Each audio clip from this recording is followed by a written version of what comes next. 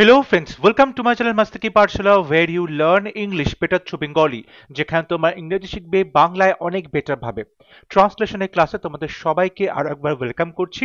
সামনেই তোমাদের PSC clerkship পরীক্ষা হতে চলেছে এবং সেই পরীক্ষাতে ট্রান্সলেশন থেকে 20 মার্কসের প্রশ্ন থাকবে। তাই ট্রান্সলেশন খুব গুরুত্বপূর্ণ, খুব ভালো করে তোমরা বাড়িতে ট্রান্সলেশন প্র্যাকটিস করো তোমাদের পরীক্ষার জন্য। এছাড়াও ডাব্লিউবিপিএসআই কেপিএসআই পরীক্ষাও সামনে হবে এবং সেই পরীক্ষার জন্য 15 মার্কস 20 মার্কসের প্রশ্ন তোমাদের পরীক্ষাতে অবশ্যই থাকবে। সুতরাং সেই জন্য ট্রান্সলেশন এই টপিকটা খুব ভালো মতো তোমাদের প্র্যাকটিস করতে হবে। হাতে মোটামুটি 1 মাস মতো সময় আছে। সুতরাং একদম লেগে পড়ো যাতে করে ট্রান্সলেশন থেকে ম্যাক্সিমাম মার্কস তোমরা অবশ্যই পেয়ে যাও পরীক্ষাতে। আমি অলরেডি পিকে দে সরকারের বই থেকে ট্রান্সলেশনের যে এক্সারসাইজগুলো রয়েছে সেখান থেকে বেশিরভাগ এক্সারসাইজ সলভ করে দিয়েছি, সেই ক্লাসগুলো তোমরা অবশ্যই দেখবে। এছাড়াও বিভিন্ন সরকারি চাকরির প্রিভিয়াস ইয়ার্সে যে ট্রান্সলেশনের প্রশ্নগুলো এসেছিল সেগুলো সলভ করে বিভিন্ন ক্লাসেস নিয়ে আসা হয়েছে। তাই প্রত্যেকটা ক্লাস তোমাদের গুরুত্বপূর্ণ ট্রান্সলেশন ভালো করে শেখার জন্য, পরীক্ষায় ভালো স্কোর করার জন্য। তাহলে শুরু করছি আজকে ট্রান্সলেশনের ক্লাস। আজকে যে প্যাসেজটি নেওয়া হয়েছে সেই প্যাসেজটি আমার খুব প্রিয় একটি উপন্যাস। আমি শিওর তোমাদের অনেকেরই খুব প্রিয় একটি উপন্যাস এবং যার সাথে ছোটবেলার খুব একটা অঙ্গাঙ্গী সম্পর্ক রয়েছে। সেটা হচ্ছে বিভূতিভূষণ বন্দ্যোপাধ্যায়ের লেখা চাঁদের পাহাড়। চাঁদের পাহাড় আমার মনে আছে, আমি এক রাত্রিবেলা মানে পড়তে বসেছি উপন্যাসটা এবং পুরোটা শেষ করে তারপর বইটা বন্ধ করেছি। ইট ওয়াজ আনপুট ডাউনেবল, অর্থাৎ বইটা পড়তে শুরু করে তুমি বইটা বন্ধ করে নামিয়ে রাখতে পারবে না। এত ইন্টারেস্টিং ছিল, অ্যাডভেঞ্চার ছিল। সেই বয়সে যেন মনে হয় শঙ্করের মধ্যে দিয়ে নিজেকেই দেখতে পাচ্ছিলাম। যে শঙ্কর একটি গ্রামের ছেলে, সে কিভাবে স্বপ্ন দেখলো আফ্রিকা যাবে এবং সে সেটা করে দেখালো। এই যে পুরো বিষয়টা ছিল সেটা সামহাও কোথাও গিয়ে আমি নিজেকে শঙ্কর বলে মনে করছিলাম এবং আমি যেন সেখানে পৌঁছে গিয়েছিলাম। বিভূতিভূষণ বন্দ্যোপাধ্যায়ের যে ন্যারেটিভ, যে ডেসক্রিপশন ছিল, নেচারের বলো, আফ্রিকা মহাদেশে বলো, প্রত্যেকটা জায়গায় যে ডেসক্রিপশন ছিল সেটা মানে ভাবতে অবাক লাগে যে কেউ আফ্রিকাতে ঘুরতে না গিয়ে, আফ্রিকা মহাদেশে বেড়াতে না গিয়ে, না দেখে, নিজে চোখে না দেখে, শুধুমাত্র ঘরে বসে কল্পনার দ্বারা কিভাবে এত বাস্তবের মতো ডেসক্রিপশন, বাস্তবের মতো প্রকৃতির বর্ণনা তিনি করতে পারলেন। সত্যি ভাবলে অবাক হতে হয়। আর সেই জন্যই হয়তো বিভূতিভূষণ বন্দ্যোপাধ্যায় এত বড় মাপের একজন লেখক। এবং আজকে গিয়েও আমরা শঙ্করের যে স্বপ্ন সেটা সত্যি অনেকেই হয়তো দেখে যে তারা আফ্রিকা মহাদেশে যাবে, সেখানে হয়তো চাকরি করবে বা আফ্রিকান সাফারি, এরকম তো আমরা প্রচুর দেখতে পাই। সো আশা করছি তোমাদের এই টপিকটা ভালো লাগবে, এই প্যাসেজটা ডেফিনেটলি ট্রান্সলেশন করতে ভালো লাগবে এবং এরপর চাঁদের পাহাড় থেকে আরো বেশ কিছু প্যাসেজেস আমরা ট্রান্সলেশন করব। বলছে সেদিন রাতে শঙ্কর স্বপ্ন দেখল আফ্রিকার কোন এক অজানা প্রান্তরে বাও গাছের নিচে সে বিশ্রামরত। চারদিকে বড় বড় ঘাসে ঢাকা ধুধু প্রান্তর। এই তার প্রাণের আফ্রিকা, তার স্বপ্ন। কতদিন ঘুমের মধ্যে সে আফ্রিকার স্বপ্ন দেখেছে। আজ নিজ দেশ থেকে হাজার হাজার মাইল দূরে আফ্রিকার এক দেশের প্রান্তরে দাঁড়িয়ে তার সবকিছু স্বপ্ন মনে হলো। আমরা শঙ্করের মধ্যে দিয়েই যেন নিজেরাই আফ্রিকা মহাদেশের এই অজানা প্রান্তরকে দেখতে পাচ্ছি। এতটাই প্রাণবন্ত একটা ডেসক্রিপশন। এবার এইটা প্রত্যেকটা সেন্টেন্সকে আমরা বাংলা থেকে ইংলিশে ট্রান্সলেট করব। বলছি সেদিন রাতে শঙ্কর স্বপ্ন দেখল। সেদিন রাতে শঙ্কর স্বপ্ন দেখল। সেদিন রাতে, দ্যাট নাইট। এবং এই যে প্যাসেজটা আছে, এইরকম যে স্টোরি প্যাসেজগুলো, সেটা আমরা পুরোটাই পাস্ট টেন্সে করব। সো দ্যাট নাইট শঙ্কর স্বপ্ন দেখলো, সিম্পল পাস্ট টেন্স। শঙ্কর স্বপ্ন দেখলো, আমরা এখানে পাস্ট টেন্সে হ্যাড আ ড্রিম এটা লিখতে পারি। Shankar had a dream. কিংবা আমরা এটাও বলতে পারি ড্রেমড, স্বপ্ন দেখা, verb, dreamed past tense, a dream. প্রথমে যে ড্রেমড এটা হচ্ছে ভার্ব এবং পরে যে ড্রিম এটা কিন্তু নাউন, অবজেক্ট হিসেবে বসছে, অর্থাৎ ড্রেমড আ ড্রিম, স্বপ্ন দেখলো। That night Shankar dreamed a dream কিংবা হ্যাড আ ড্রিম, এরকম বলা যেতে পারে। আফ্রিকার কোন এক অজানা প্রান্তরে বাওবাও গাছের নিচে সে বিশ্রামরত। তাহলে সে বিশ্রাম করছিল, বিশ্রামরত মানে বিশ্রাম করছিল, এটা কিন্তু কন্টিনিউয়াস একটা সেন্স আছে। তাহলে আমরা এখানে পাস্ট কন্টিনিউয়াস টেন্স লিখব। তাহলে সে বিশ্রাম করছিল, পাস্ট কন্টিনিউয়াস। দেখো এখানে এই দুটো সেন্টেন্সকে আমরা যদি যুক্ত করে দিই, সেদিন তো শঙ্কর স্বপ্ন দেখলো আফ্রিকা কোনো এক অজানা প্রান্তরে বাওবাও গাছের নিচে সে বিশ্রামরত। তাহলে দুটো সেন্টেন্সকে এক করে দিলে that night Shankar had a dream, কিংবা ড্রিমটা ড্রিম দ্যাট, তারপরে দ্যাট আসছে এবং তার পরের পার্টটুকু নেক্সট লাইনে রয়েছে যে কি দেখছে, বিশ্রামরত মানে সে ছিল বিশ্রামরত, এখানে পাস্ট কন্টিনিউয়াস টেন্স। তাহলে হি ওয়াজ বিশ্রাম করছে, টেকিং রেস্ট, বা তোমরা এখানে রেস্টিংও করতে পারো, বা হি ওয়াজ টেকিং রেস্ট বাওবাও গাছের নিচে। তাহলে under a baobab, baobab tree. এবার বলছে কোন এক অজানা প্রান্তরে। দেখো প্রান্তর মানে ফিল্ড আমরা বলতে পারি।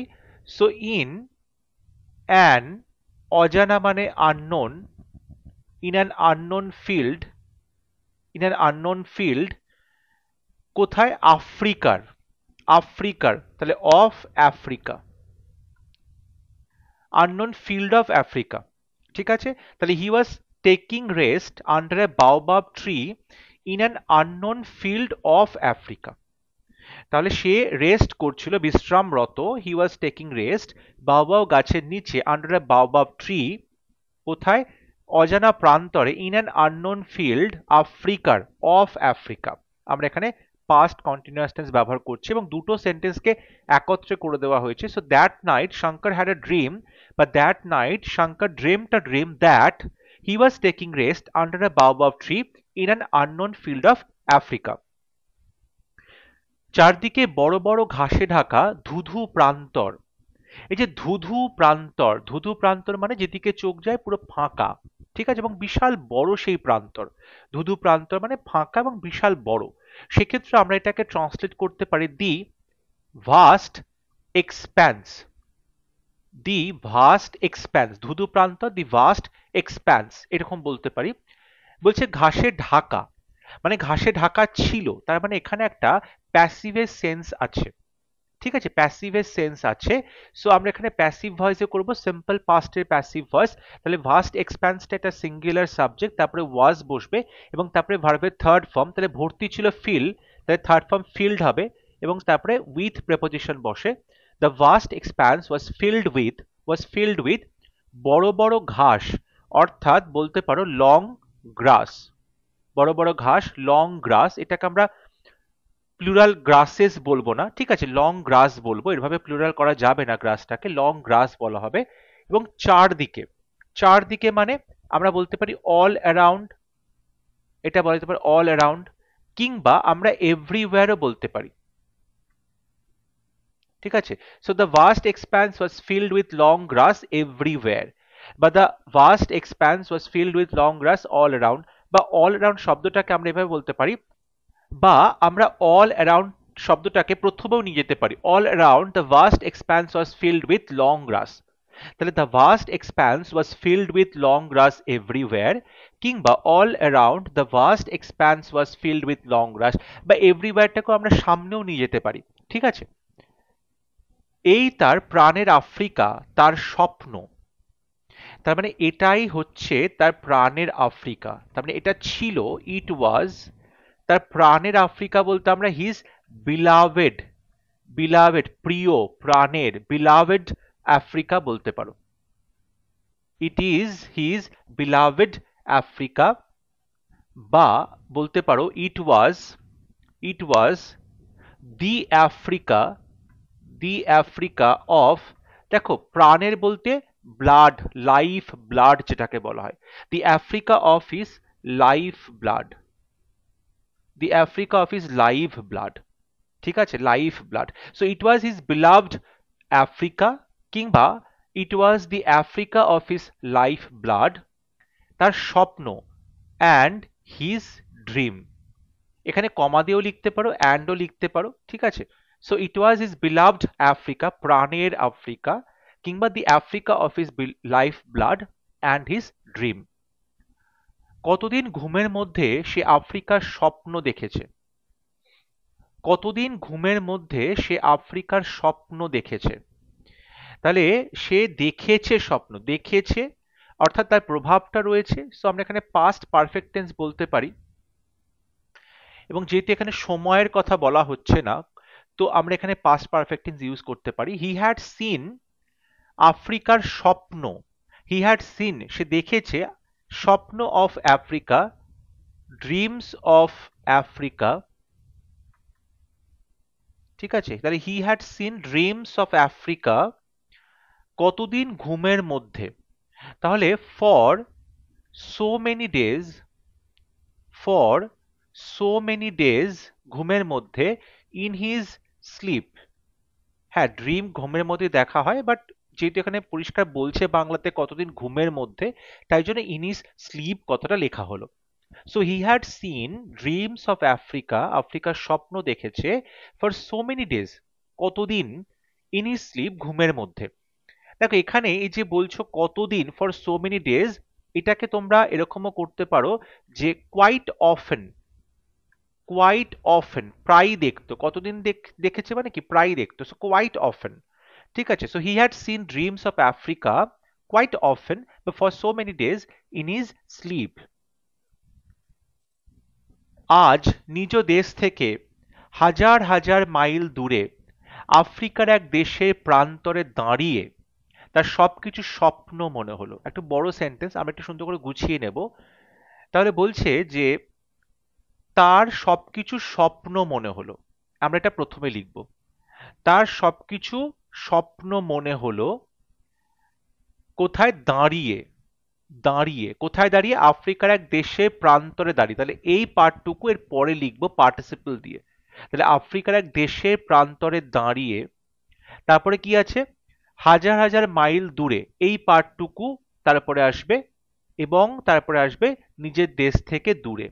হাজার হাজার মাইল দূরে কোথা থেকে, নিজের দেশ থেকে, তারপরে এই পার্টটুকু আসবে। তাহলে এই বড় সেন্টেন্স যদি পরীক্ষাতে আসে, তোমরা অবশ্যই ঘাবড়াবে না, কোনো রকম প্যানিক করবে না।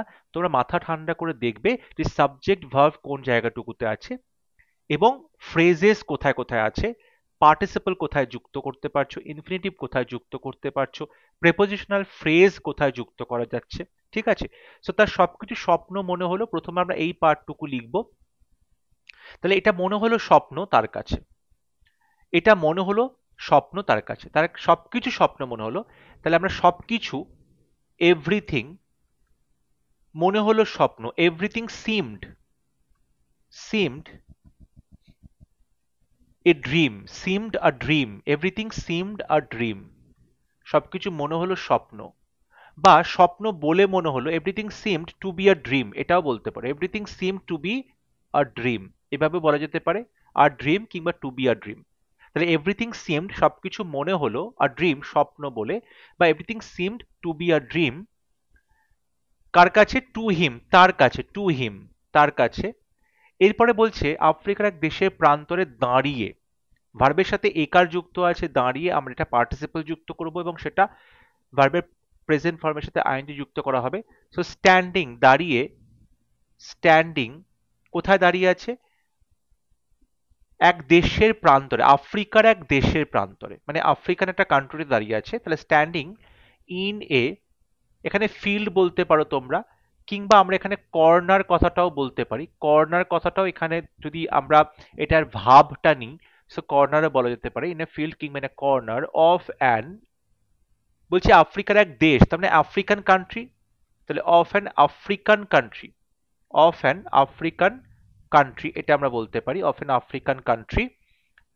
তারপর কি বলছে, হাজার হাজার মাইল দূরে, হাজার হাজার, থাউজেন্ডস, হাজার হাজার, থাউজেন্ডস অফ মাইলস, হাজার হাজার মাইল, থাউজেন্ডস অফ মাইল, হাজার হাজার লোকজন, থাউজেন্ডস অফ পিপল। তো থাউজেন্ডস অফ মাইলস অওয়ে, দূরে, কোথা থেকে দূরে, নিজের দেশ থেকে। তাহলে ফ্রম হিজ, ফ্রম হিজ নিজের দেশ, অর্থাৎ নেটিভ, নেটিভ ল্যান্ড বলতে পারো, বা নেটিভ কান্ট্রি বলতে পারো। ঠিক আছে? So everything seemed a dream, বা everything seemed to be a dream to him, তার কাছে সবকিছু স্বপ্ন মনে হলো। স্ট্যান্ডিং ইন আ ফিল্ড বা corner of an African country, আফ্রিকার এক দেশের প্রান্তরে দাঁড়িয়ে, থাউজেন্ডস অফ মাইলস অ্যাওয়ে, হাজার হাজার মাইল দূরে, ফ্রম হিজ নেটিভ ল্যান্ড, তার নিজের দেশ থেকে বা কান্ট্রি থেকে। আশা করছি প্রত্যেকটা সেন্টেন্স তোমরা বুঝতে পারছো। এখানে আরেকটা সেন্টেন্স আমি একটু তোমাদেরকে একটা ফ্রেজ বলে দিই, এটা তখন মিস করে গেছি। বলছে যে এই যে অজানা প্রান্তরে দাঁড়িয়ে আছে, অজানা প্রান্তরে বলা হলো in an unknown field of Africa. এই পার্টটাকে আমরা একটা ল্যাটিন ফ্রেজ দিয়ে রিপ্লেস করতে পারি, ইন এ। দেখো ফিল্ড মানে একটা জায়গা, একটা ক্ষেত্র, একটা টেরিটরি বোঝানো হয়, টেরিটরি। সেখান থেকে বলতে পারি টেরা, টেরা হয়েছে টেরা। আননোন অর্থাৎ ইনকগনিশন বা ইনকগনিটা। কগনিশন মানে তুমি জানতে পারছো, নোন ফ্যাক্ট, বুদ্ধিতে তুমি সেটাকে বলতে পারছো, কিন্তু এখানে আননোন বলছে, তাহলে ইনকগনিটা, ইন অ্যান ইন আ টেরা ইনকগনিটা অফ আফ্রিকা।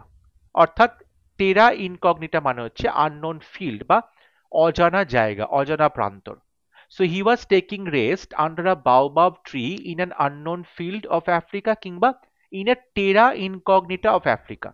টেরা ইনকগনিটা মানেও আননোন ফিল্ড বোঝানো হচ্ছে। আশা করছি আজকে ক্লাস তোমাদের ভালো লেগেছে। যদি ভিডিওটি ভালো লাগে অবশ্যই ভিডিওটি লাইক করবে, শেয়ার করবে এবং আমার চ্যানেলটি সাবস্ক্রাইব করতে ভুলবে না। পরবর্তী লেসনে খুব শীঘ্র দেখা হবে। ততক্ষণ সবাই ভালো থাকবে, সুস্থ থাকবে। Thank you.